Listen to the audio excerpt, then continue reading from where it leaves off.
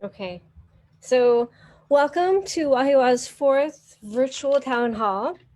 I wanted to welcome everybody to a conversation about youth, community, and politics. And I have with me today five, and I think we're going to be joined by one more, extraordinary young women who are already leaders in our community and leaders for our community.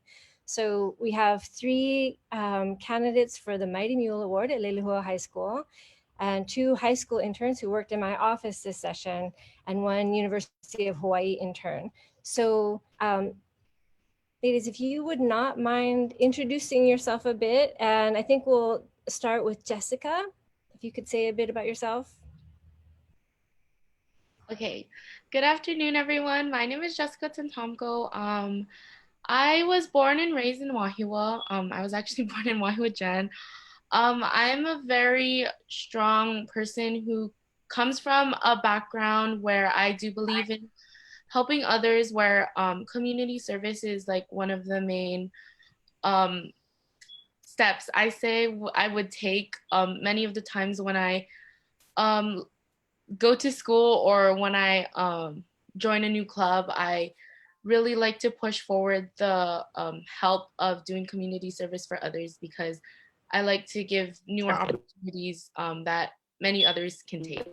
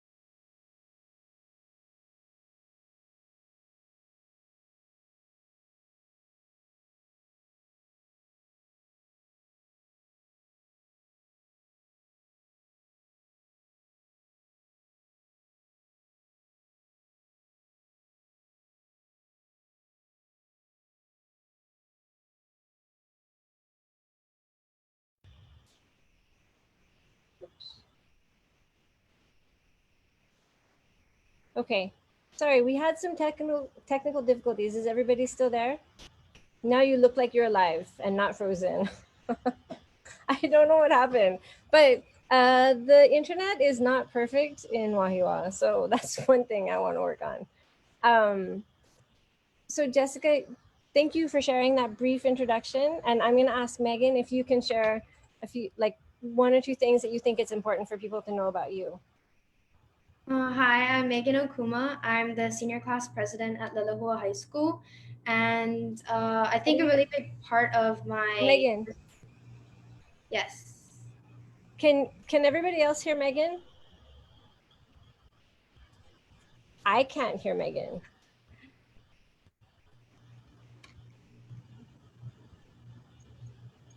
Okay, now try. Can you hear me now? Yes. As I was saying, I think leadership is a really big part of my high school journey.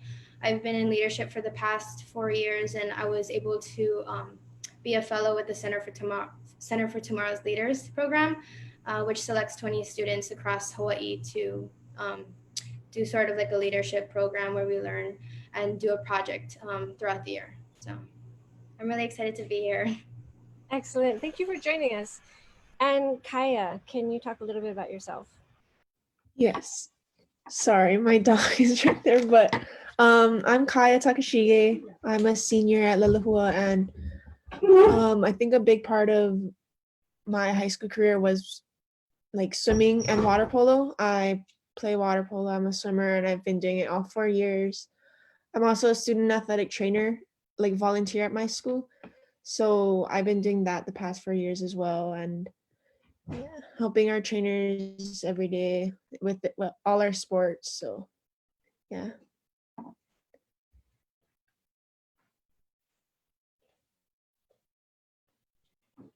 Oh,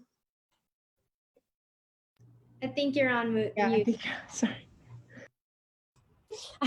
For all three of you, reading the letters of recommendation that your teachers wrote for you was really moving. and inspiring. So I want to ask each of you the same question, the three of you, because I know that we're quote unquote losing all of you to go to college on the continent. And there's a lot of concern about what some adults, some people in politics have called a brain drain, that our young people move to the continent and then they don't come back because it's so expensive. You know, the cost of living is so high and it's so challenging here. So I was wondering, what is one quality of Wahiawa that you think could pull you back here or could entice you to come back? Let's start with you, Jessica, and then, or actually, Kaya, let's go backwards. Let's start with Kaya. I think one thing about Wahiawa is I really love the sense of community here. I know everyone really wants, like, everyone supports one another. I think it's a very tight knit, and people know each other, take care of each other no matter like what. So I think growing up here really helped and made me appreciate like having support. And yeah, everyone is just super supportive here. That's what I would want my children to come back to, like Lalahua is some in the future for sure. Can I ask you just a quick follow-up question? That kind of community solidarity, did you see evidence of that during this pandemic? I think so. I think we're doing a good job at like staying indoors. Everyone, I also see now that parks are opening up and stuff, like people are starting to come together and like go out, like be with each other. And like recently there's been people just going and working out just because like it's good to get outside, and everyone's coming together and working better together. And I think it really helps that like everyone is close around here. So yeah.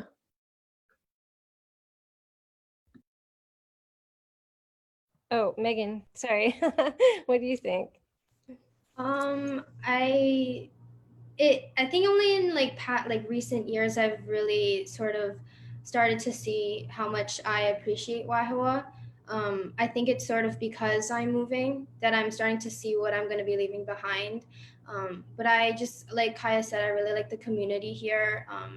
It really feels like family, and the fact that many generations have gone through this school, kids, parents, and grandparents, really make it sort of a nice place to grow up. I also really like the weather, the rain, and I think Wahoo has a lot to offer, especially in like the restaurants here and stuff, and the businesses here. I don't think people sort of notice, but we have like really awesome businesses here, and I really think that if people would just stop just driving past on just going to Haleiwa, they'd truly see like just a really amazing and special town. I have a follow-up question for that too. So I was wondering, like, a lot of people enjoy the fact that Wahiawa is kind of a secret, and that there is like a sense of a drive-through, right, with Kamehameha, but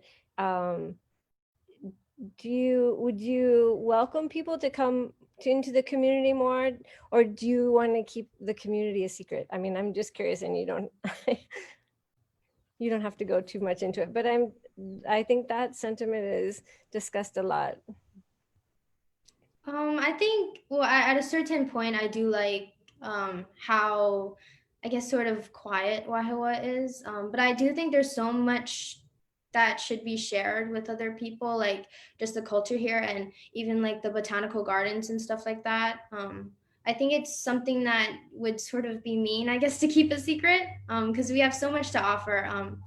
But I think do like keeping the balance between um, making Wahua such a touristy area rather than keeping it to its roots and making sure that what we're sharing with others is authentic and not something tourist created, so that it doesn't lose that nice quaint feel. Thanks, I appreciate that response. Jessica, how about you? What do you think?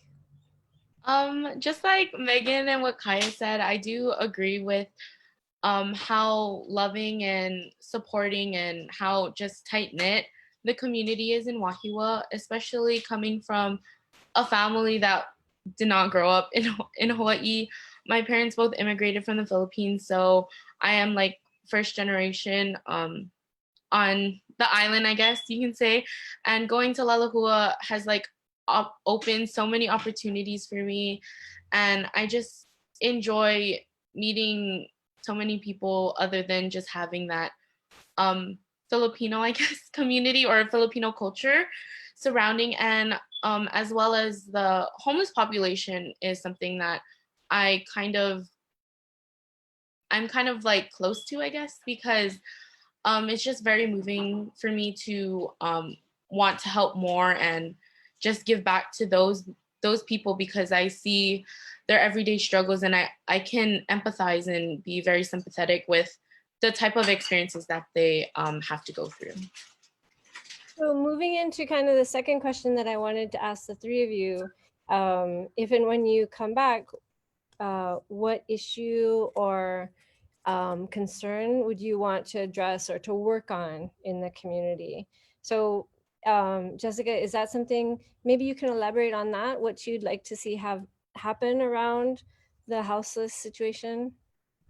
Yeah, so I'm actually gonna attend Menlo College in California and pursue a degree in business management because my family owns a small restaurant in Whitmore. And I was planning on actually expanding the restaurant when I do come back, expanding it statewide for three main reasons was to support local businesses and purchase materials like vegetables and even like um, Tupperware or like materials like that locally, and to just open up new jobs for those who need it, like for the homelessness or for people who do go in who have similar situations as my family, if they just move from a different country trying to like start a new life for their children and give them better opportunities. I was kind of hoping, sorry, excuse me. I was trying to hope to give them new opportunities to get a job or to work hard to provide for their families as well. Thank you. I love that response. Megan, if and when you come back, what issue would you want to address, or what do you think we should be really focusing on in the community? Or even, and it could be statewide too. I'm actually going to Seattle U and majoring in environmental studies. The environment is something that I've recently been really passionate about. And I think coming back to Hawaii is really important and bringing the knowledge that I get from college because we have such a special ecosystem and just a really special island here. And the environment is just amazing and beautiful that I think it's our duty to come back here and give back to what this island has given us. So I also too was wanting to like sort of, I don't know, do something in Wahiawa where we can like have a zero waste store or like even a bigger farmers market community type of thing, and maybe just cleaning up Wahiawa a little more. There's some parts of Wahiawa that I think would be a good candidate for cleaning up the area and sort of having different events there around educating the community about the environment as well. So yeah, I definitely want to come back here and sort of do my part and give back. What environmental issues are you specifically really interested in? I mean, is your interest mostly around zero waste policies, or are there other issues that you're also interested in? So right now, I'm sort of just hoping that through college I sort of find my way, or after I start learning more about stuff, like I'll sort of find my footing. But I do really think a big part of what I want to try and do is educate other people about how their choices and their decisions affect our planet. Because it really, I mean, you don't think that one person can make a big difference, but when it's many people making just a small difference, it creates a giant ripple effect. So I think what I do want to try and come back to do is more like an education side where I can teach people how to sort of live this lifestyle and make the change. Awesome. Thank you. Where is Kaya? There she is. So Kaya, if and when you come back, what would you like to work on? Or what do you think the adults should be focusing on right now, even when you're gone? I think I would like to clean up the community as well. Like what Megan said, like clean, because a lot of people don't think much of Wahiawa and they kind of think it's like maybe like lower end or whatever, like, but they don't really see like the real side of Wahiawa where we're a good community. And I think cleaning up like in the town and stuff would really is something that interests me because I where I live, I like to I would want people to know like that we're what we are, like I don't know how to put it, like I want us to be represented well when people drive through or whatever. I want them to be able to see Wahiawa and think it's more than what it is, because like I've had people tell me how they think it's not the best place because of how like the homelessness and stuff, but I think it's a good place to grow up. So I wanted to be like showed in how the town is like, I guess, like built or whatever. Like, yeah.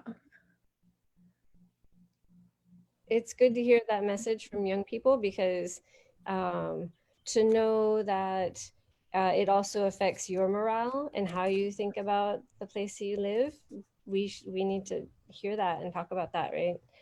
And I think there are issues around poverty, and we have social issues like drug addiction and mental health issues that we can't just wish away. I think they're really hard problems, but I think this community has a lot of heart. So I think we can do something. I wanted to move into the next piece where I asked the high school students and the University of Hawaii student who interned in my office to talk a little bit about what they did this session and what they worked on. So who should I start with? I think I'm gonna start with Kesha. I don't even see you anymore. Is she still there? Kesha may have bounced off. Oh, there she is. She's coming back on. Are you still there, Kesha? Okay, I'm gonna move to. Hi, you're reverberating. Wait, Kesha. Kesha. Kesha. Okay.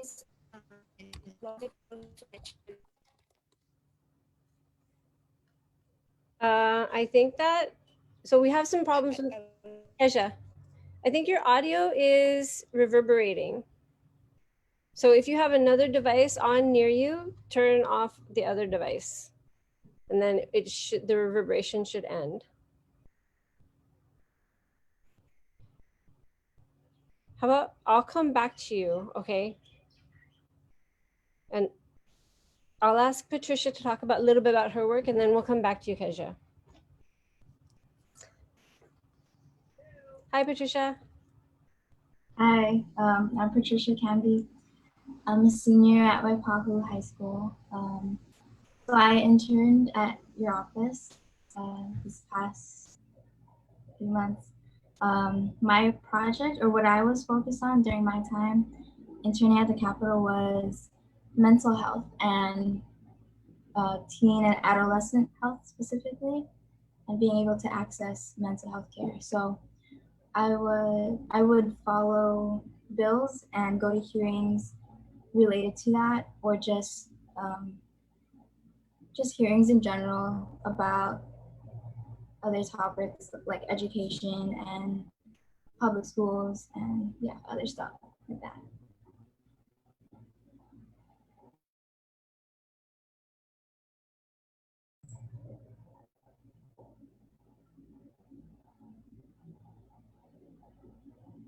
Oh, you're on mute.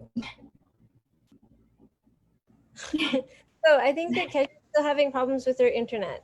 So we'll go to Nisa and then we'll try to come back to Kesha if she gets that fixed. Hi everyone, my name is Nisa Gabit and I am a graduate in political science and Philippine language and literature at UH Manoa. Aside from tracking bills and going to different offices to show resolutions, we were given a special project to choose a topic that we wanted to write a resolution on, and mine was about sexual violence prevention. And so mine urged the Department of Education to increase uh, access to trauma-informed care for public school students around Hawaii. And that is something that I want my career in the future to revolve around. And trauma-informed care is very interesting because it's not the usual therapy that survivors have access to right now. And it's really different in a way that it uses different coping mechanisms and creates a very healthy environment that encourages everyone or all survivors to feel safe around therapists. So that was my special project. And it was awesome. And I'm so grateful for that work. I think that it's really relevant for our community. I don't know if the Lelehua seniors know this, but we have had serious issues with sex trafficking in our community. So and we still have those kinds of issues, but dealing with the issue in a trauma informed way helps promote healing, right? And helps especially those who have been trafficked move forward and in a way that kind of reduces the possibility of long-term damage. So I think that it's such important work and it's super complicated. So I was really grateful that Nisa took it on. She worked with Chris Caulfield, my office manager, and worked with other community organizations who also support that kind of effort. So her resolution was connected to other legislation that was happening, and I'm sure it'll inform what we do next session too. So she's like laying foundation for more work to come in the future. Kesha, hi, I see that you're back. Kesha, Awesome. did you Yeah, want to I'm talk a sorry little bit about about? that. My internet was a It's little okay. crazy there. Yeah, no, I live in the same universe, internet wackiness. But yeah, if you could talk a little bit about your work during session and you know what you thought were the highlights. Okay, yeah, sure. So this legislative session, it was a huge learning experience for me. I got to dip my hands in a lot of different areas, but basically I spent a lot of time researching different bills that we're going through and kind of just uh, the whole idea around them. And one of my especially favorites was one that it aimed to create kind of a more sustainable food lunch system. It would take extra food and recycle it and support local farmers. And that's something super important for me, as well as the education system. So kind of linking those two was really cool. Um, yeah, it really gave me a whole new perspective on the state and the affairs of the state in general that I just didn't see before. So it was great. Oh, sorry. I'm Kezia. I'm a junior at Hawaii Technology Academy. Thank you. That was awesome. And I think that that work too is very similar to Nisa and Patricia. Like the work that you have done in this session is, and I think of Patricia's work starting even before session. So she wrote an op-ed, I think it was in the Star Advertiser, about public education and the need to fully fund our schools. And so I think that all of that work kind of lays a foundation for next session.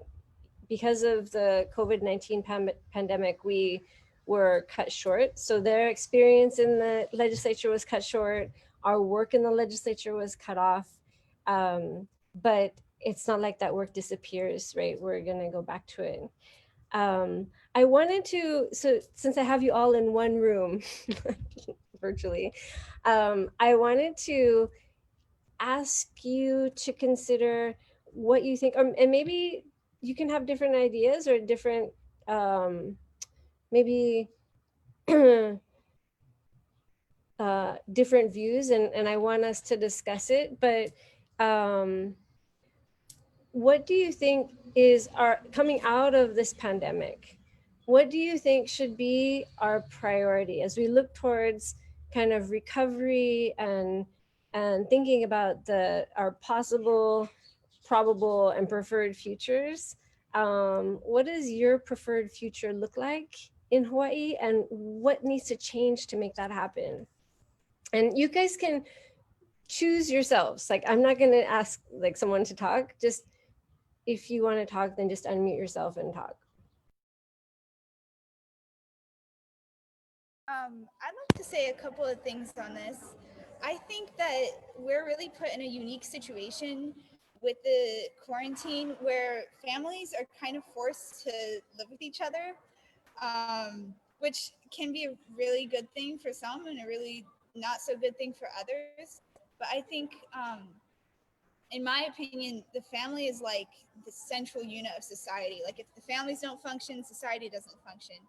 And I think the quarantine is a really good opportunity for people to recognize the value in that. So coming out of this, I think it'd be really awesome if we introduced a lot of bills that encourage more family unity. I don't know, maybe even like a family day holiday, or yeah, really family unity is something that I'd like to see.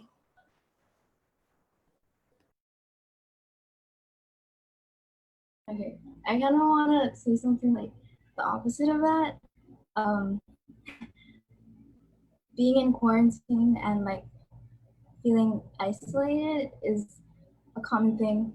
Um, so I think after all of this, we should put more of a focus on mental health and like um, a lot of people don't get the opportunity to go out and feel, you know, or go to their friend's house or kind of have that connection with other people other than their family. So I think after all of this, it would be a good idea to just put more of a focus on mental health and being with other people.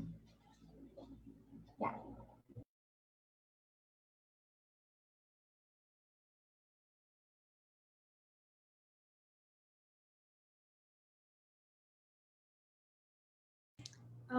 So I think something that, even if it wasn't totally true, something that a lot of people were seeing like on social media and stuff was that Earth was getting cleaner or something, without so many people on the roads and stuff. Even though that may not technically be true or the truth, I think it's important that people are seeing what Earth could be and what our environment could be. So I think just getting that glimpse of seeing like even the mountains, or in like the cloudy LA, for LA citizens to just see the mountains for the first time in a long time is pretty amazing. And I think that once they see that, hopefully people will start to want to see that more often. Maybe it'll sort of make us think more too about how our actions affect the world, especially just because by people staying home, it really flattens the curve. So maybe people will start to see their impact by just their actions and them doing the small things. So even though it's a time of where we need to be aware of our safety and how clean things are, I think hopefully, or I hope that one day we'll start to move towards bringing our own containers even to restaurants and stuff. Hopefully when this is over, and even maybe just switching to electric cars or something so that our air isn't so polluted. But I think being able to see what our environment could look like is something hopefully people are inspired by.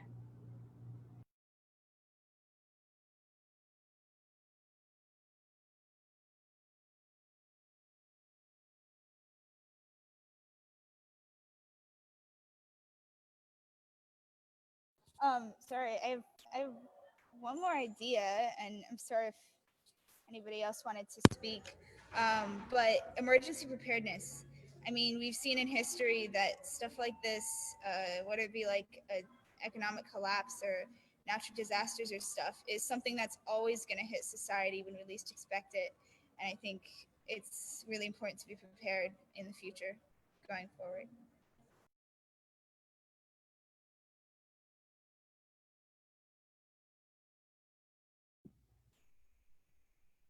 I agree with Kezia. Sorry. So, aside from, other ways that the government has helped us, I think it can really do well in really evaluating all the ways it has tried to help all of us in the state. And yes, we were put in a truly unique situation, but there is a thing called emergency preparedness, and we can't deny that it's been difficult for the government to extend all the benefits that everyone needs. And there's a lot of people suffering in Hawaii. And I think through this recovery process, the government can include renewing and improving and updating its system so that benefits can reach everybody as soon as possible, because there are still some people who are struggling and financially struggling and are still waiting for all those benefits. And so aside from that, us citizens can do our part in this recovery process. So if it means staying home a little longer, then the government must also help us stay home. And what I mean by that is provide help, whether it be food or rent, so that we can all, just work in harmony.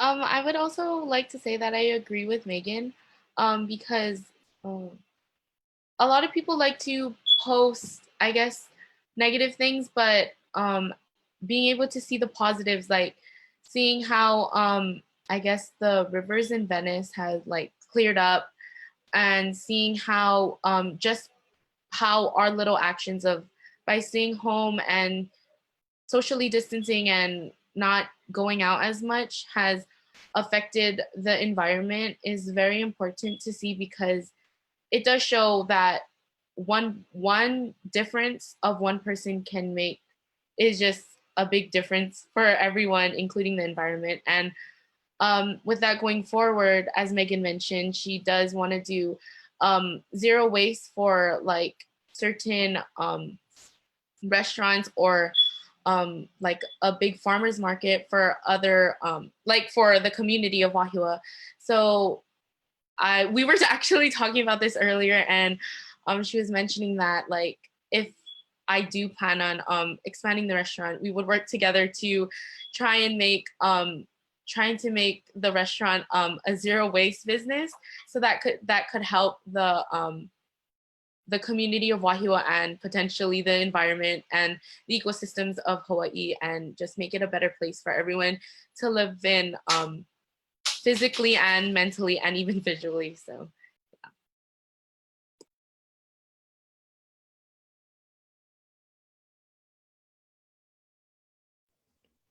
And I just wanted to say I agree with Patricia about the mental health awareness, because I see stories about how like kids aren't really taking it well with this quarantine, because kids aren't really like meant to be socially like confined from others, because it's just some for a lot of people it's draining, and it's not a healthy thing. So I think after this it's really important to emphasize mental health awareness, because I think after this it's going to be more of a problem, or even during this pandemic is becoming a problem. So yeah. I love what all of you had to say. I think I wanted to start first with what Kaya and Patricia were talking about, the need to address mental health issues. And for me, drug addiction also kind of falls into that category. And domestic violence also kind of falls into that category, because I think sometimes just social stress or anxieties, or just everything bearing down, creates a lot of pressure on people, and they take it out on others, especially if they were raised in an abusive household. So for me, like that mental health question kind of connects to our need to do better work on drug addiction, also better work on preventing and supporting domestic violence victims. So I really appreciated that. I feel like that's a really hard thing to talk about because and for me it's not just that all kids are meant to be together or connected, but it's also like I think humans are meant to be connected. It's part of being human. And some people are more introspective and like I am a very private person, but I think as humans we need each other. So how to do that, even like I don't know, you guys must have thought about this because everybody has to face the issue of what's going to happen with school in the fall, right? And I'm sure universities are saying like we don't know yet because um, nobody knows what the fall is going to look like. So it's possible that you might be enrolled in a university and doing your work for the first quarter or first semester online, which brings up all the kinds of challenges that you guys are talking about, but also adds like that learning challenge, right? Because I have one child who loves the online environment and one child who does not flourish. So um, how are you guys thinking about the fall? And then I wanted to go back to the other things that you guys mentioned because there's so much to unpack, but maybe you guys can talk about what your plans are. If it depends on what your university says, what you'll do or what's happening with that. For me, as of right now, I'm planning to attend Washington State in the fall. So, right now they're saying that they're in phase 2 of the, I guess, pandemic. So I guess things are looking up. And right now they're all saying that plans to continue in the fall are like, they're planning for classes and stuff, and they're still having orientations. And I'm gonna swim for them. So my coaches are saying like, as of right now, they're planning for a smooth like going into next season for in the fall. And so I'm staying optimistic even though things might not turn out how we want them to. So I'm hoping we'll be able to go up, and we planned our flights and stuff. And yeah, as of right now the school is, I guess, still keeping on continuing in the fall. So Okay. And are you planning to swim or play water polo there? yeah, I'm gonna swim for Oh, Washington. wow, that's exciting. Wow, good for you. What about anybody else? What plans? I mean, I know about UH that they have they're adopting like a hybrid approach, right? They're going to try to open up as safely as possible. But for the folks who are going to school on the continent, what's happening with that? For Seattle U, they actually don't start till late September. So as of right now, they're saying that we're going to have in-person classes, but just like UH, if it comes to it, they might have a hybrid of the two. But I think hopefully, since Seattle was one of the first communities to be infected, they're sort of, I think, I guess on the mend, and like there's, I guess a little more improved than other cities right now. But I'm so sorry. I'm gonna have to go. I actually have a leadership obligation. Oh, you're on mute. Sorry. It's totally fine. Thank you so much for joining us. We really appreciate it. And Thank you so much for inviting me. yeah, and we'll see you at graduation. Thank you. Bye. Jessica, what's happening with your school? Okay, so actually, that was like one of the big things. My mom actually didn't want me to leave for college because of the coronavirus. So it was definitely a battle trying to see which college to commit to, whether I should stay here or whether I should leave. But my mom has given me the gracious opportunity to actually go to Menlo, and I've been very active I've been actively speaking with my admissions counselor, and Menlo actually is supposed to start school in August, but they actually pushed the date back to September 8th. So as of right now, she said that they're very optimistic about starting face-to-face classes in September, and we're just trying to see where the coronavirus takes us, I guess, because our lives are just being molded around it, and we have no other option but to adapt to it. So we're just trying to follow through with whatever is gonna happen. But yeah, that's just that's just the the plan of what's gonna happen this fall. Yeah, thank you. Yeah, it's so complicated. And I think there's so much that's unknown, and also universities, they want the students who they just accepted to enroll, right? So they're in a spot too, because they don't want to promise things they can't deliver, but at the same time, they definitely want to have a robust school year. And Patricia, you're graduating too, right? So I don't even know where you're going. Yeah, I'm going to be attending Willamette University in Oregon. It's a really small school, so with the coronavirus and everything, they think that we'll be okay starting in-person classes because there's such a small population. But if they have to, they will accommodate um, stuff that allows for like social distancing, even if that means having the freshmen have single dorms. That's one of the things that they said. Yeah, but so far they think we'll be okay, and I hope so too.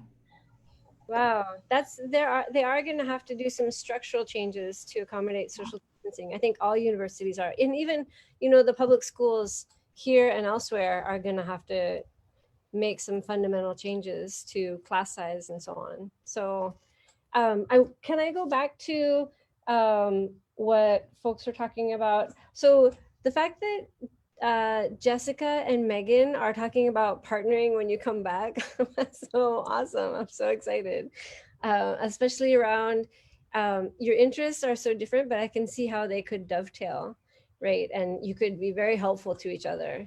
That could be a beautiful thing.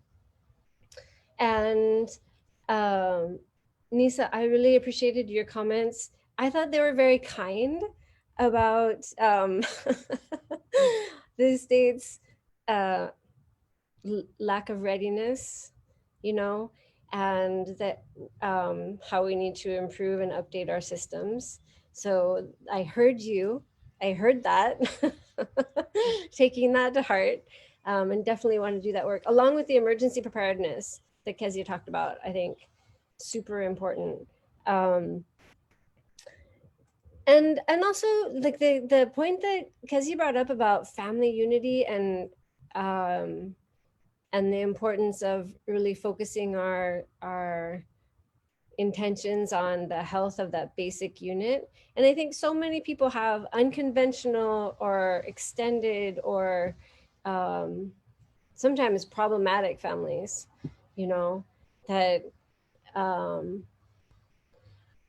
that that's a big ask, because sometimes that's the most sensitive thing about a conversation about progress or moving society forward, is those intimate things about what happens in your household. And those are hard conversations. Yeah. But I think your point was well taken. I have really appreciated the time with my family. And I don't know if I think that all of you have had to do schoolwork of some sort, enrichment or other academic obligations. But for me, this time has been really an opportunity to reflect. And I mean, I've been very busy in some ways, but not having outside social obligations, like events I've had to attend, I've really had a lot more time to do thinking about what's important.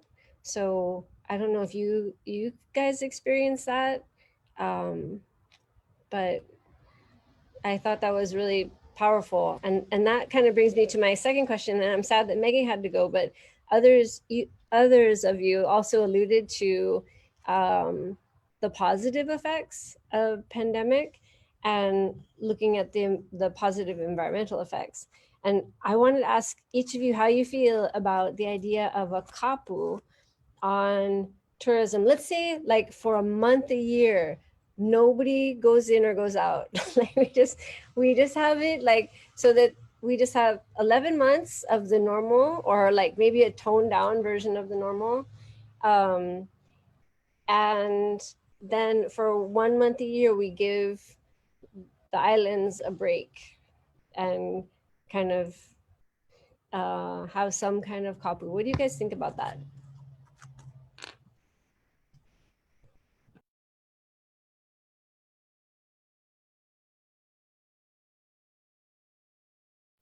I can go ahead and start.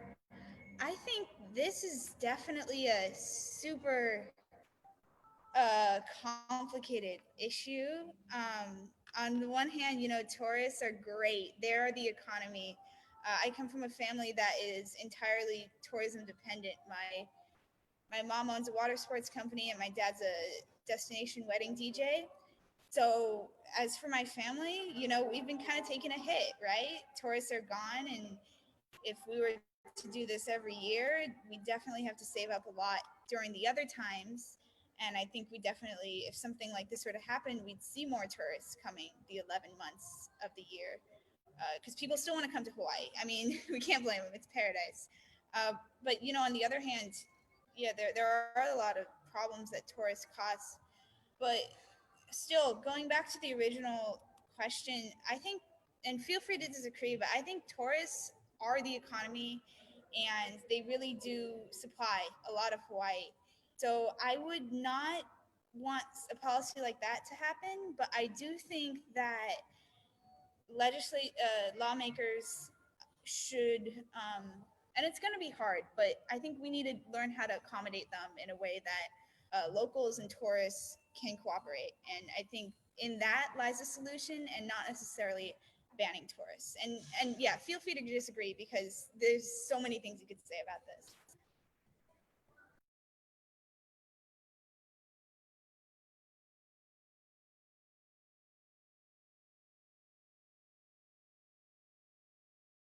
Okay, I actually agree with what Kezia says as well. But this is a very controversial topic that many people will have opposing thoughts and opposing opinions. But as Kezia mentioned, the tourism company, like all of the tourists, is the economy of Hawaii, and Hawaii is having a very hard hit right now because of course, there's obviously no tourists coming in and no one going out, and like you mentioned earlier, Representative Peruso, um, the cost of living is really high in Hawaii, and like that's one of the things everyone is struggling with, and they're relying on those paychecks that the government is supposed to be sending, and not everyone has received it yet. And so as much as it might sound like a paradise of the kapu of closing down Hawaii for a month, it would sound great, but in reality, we have to face the true factor of where are we going to get the money, or how are we going to get the funds to support our families, because the tourism industry is very huge. Like Waikiki is shut down. None of the malls are open. Like a lot of people are out of jobs, and if that is something that is to happen, then we're gonna have to find a bigger and better solution that will keep our families and all the residents in Hawaii afloat during that time.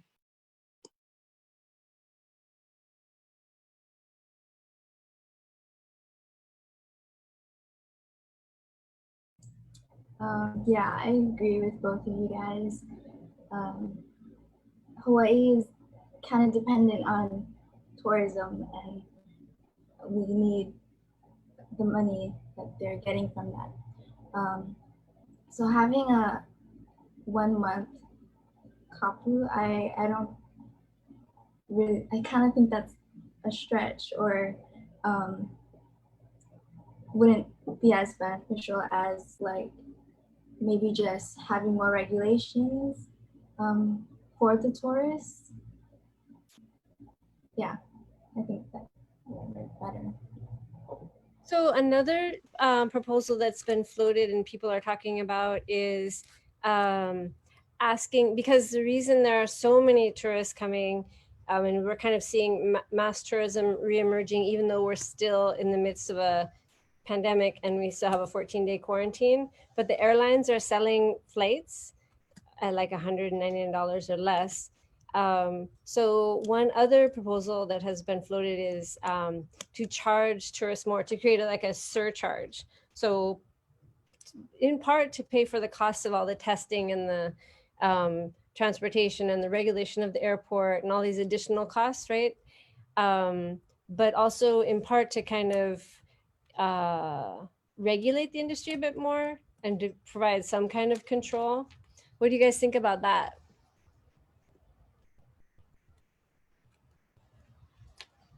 Maybe Nisa or Kaya, if you have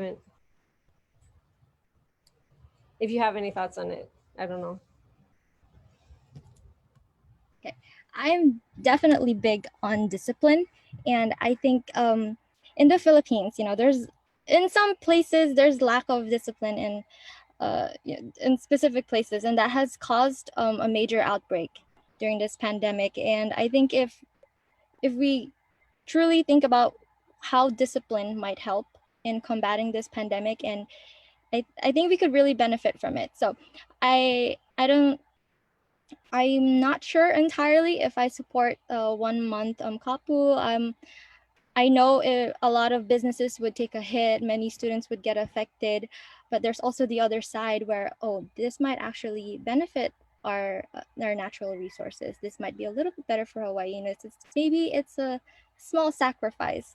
And again, like what Patricia said, something that maybe the government can regulate a little bit more. So maybe we can do a short lockdown, but have the government just keep regulating the way that everyone can benefit in. So. Yeah, I agree with that as well, because I don't know if like the 1 month is gonna be good for Hawaii, because tourism is super important and a lot of people are living paycheck to paycheck. So it's really tough for them in times like these when they don't have the paychecks. And I just think that, like what everyone said, the regulations, but the month I think would be too much, because a lot of people would just struggle here, living here, because I know a lot of people that are living paycheck to paycheck and it's hard for them already with this. So yeah. I totally agree. I love the way that you guys explored a lot of different dimensions of that question. And I do think it's a tricky question, but what interested me about that proposal was that I had never had that thought before. It had not occurred to me until people who have been fishing and who spent a lot of time in the outdoors have started talking about the impact that it's had on our oceans. And frankly, like during most of the pandemic, I didn't leave the house, so I wasn't really aware. So that was it. It was a thought-provoking idea for me. But I also wanted to ask you, and I know I don't have much time left with you, like just a few minutes, maybe 10 minutes max. But you're all, it occurs to me, young women. And I was wondering, you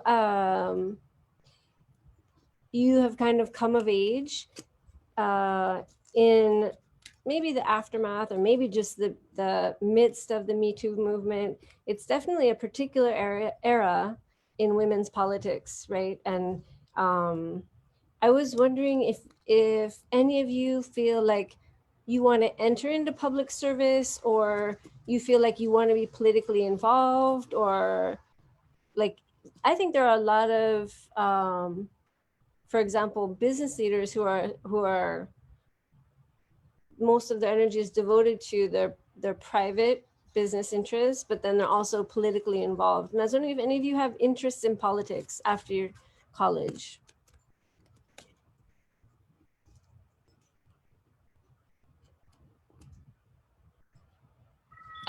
Personally, my family is not that high on politics, but it is something that I'm willing to explore after upon graduation of college, because um the world is just it revolves around politics a lot. It depends on the governmental leaders, or just the leaders of the nation. And I think it is very important for um not just one mind, but multiple strong minds to be to put their input on what they believe will be the best for just all the citizens that resides in that in that perimeter, I guess, or in that area. So it is something that I did think about previously, and I just believe that it is a very good thing that I should become involved in the future, because um, a lot of people don't like politics. They think it's boring, and I mean, I do have my fair share in saying that and agreeing with them as well. But I do believe there's something more about politics that can um, help everyone, I guess, and help to push everyone to vote, or push everyone to put their input on how they want it to be ran. Yeah. Being a political science graduate, there was a time where I wasn't really interested in politics either, which is ironic. But I noticed from a lot of my peers, they're not that interested in politics. Because they said it's boring, or what, my vote probably won't count anyway, or it's not going to do anything. But it really does. But I think those thoughts don't just appear out of nowhere within everybody, within my peers. I think it it has been affected by how the government might be responding or interacting with them. So the youth have often found themselves marginalized from mainstream politics and decision making, and they're sometimes seen as part of the problem instead of the solution. And I think that's why they feel discouraged. And so that's why I told myself, oh, you should be a little bit more involved with politics, with current politics, because this is going to affect your future. And so that's why I applied for an internship at the Capitol, and it has been one of the best experiences, albeit cut short. But it has helped me recognize that politics is very important, although sometimes difficult, maybe annoying when you don't get your way. But I think it's really important that the youth take part in it, because we have to create a better society that will persist once all other politicians have come and gone, and this is the society that we're left with. So we must have a hand in creating that society. So I'm going to be majoring in communications, which can be tied to politics and like current events and media. So I don't know, I think going into politics is scary. So that's why I did communications. But I think knowing about politics and learning about it just in general is a good thing. The more engaged the youth are in politics, I think creates a foundation for the future, and the more they're inspired to or inclined to serve their communities, which is beneficial for all of us. Like what Jessica said, everything kind of revolves around politics. So it's important for the youth especially to learn about it.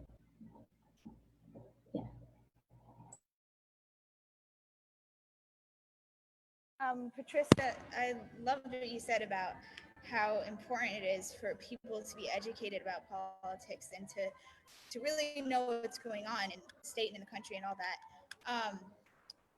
Personally, I have a I think what I consider kind of a unique perspective on politics.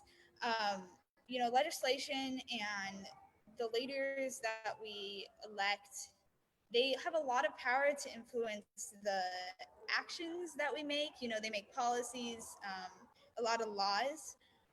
But the one thing that they don't have power over is the internal continent of people, the mindsets of people, the attitudes and the values of people. So I think that for me personally, I plan to go in a career that focuses more on the hearts of people, but in the effort to influence politics through that, because um, uh, Ms. Prusso, you are amazing, but we are all human, right? Even lawmakers are human.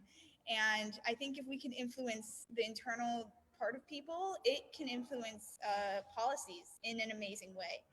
And it can kind of work inside out in that way. And it's super important to be involved in politics, but I think it's also important to focus on the hearts of people and what's going on inside their minds.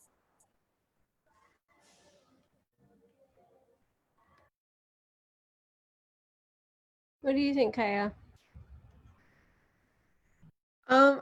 I've never, until recently anyways, never really paid a lot of attention to politics, which I probably should have, but and I don't know a lot about it yet, so I don't know like a whole lot of like my opinion yet. I think still have yet to learn more, but I know that it does have a huge influence on on how we handle things like situations and like these pandemics. Like it does have a lot of impact, like maybe having regulations or maybe having like testing earlier as soon as this pandemic came around, like preparedness and stuff. So yeah, I just think that we it does have its like impact, but what Kezia said, it doesn't really not affect, but it doesn't control like people and what they feel inside and their values. So like you can't really change some of the people don't have that have different values from politics and stuff. So Yeah, and I don't know that you'd want to, like, you want a diversity of values and you want a diversity of people. So I think that point is well taken, and I think that I'm just really excited for you guys because although Kezia is still in school and Nisa's doing her graduate work, I feel like you're all part of this turning point, because in many ways you're coming of age, you're going to college, or you're taking your next step in the aftermath of this pandemic, and we have a lot of opportunities to um, do things better and to really be more thoughtful about what we do. Maybe you don't think about it in terms of politics, but just the way we organize our society, right? How we organize our relationships with others, what we really value. So I love that you guys are talking about those things, and it makes me very hopeful for the future. So I wanted to thank you for coming on. It's 3:02. I've taken you past the hour that I said I would keep you. But thank you so much to everybody who participated, and Megan too. And if you ever have any questions for me, or that's a motorcycle, or have any concerns that I can help with, please let me know. I want to be of whatever assistance I can. But in the meantime, I want to say good afternoon and happy almost graduation to the Lelehua students and to Patricia. And we're going to go ahead and adjourn this meeting. So thank you so much. I loved it. Yeah. Thank you. Thank you. Thank you. Bye. Bye.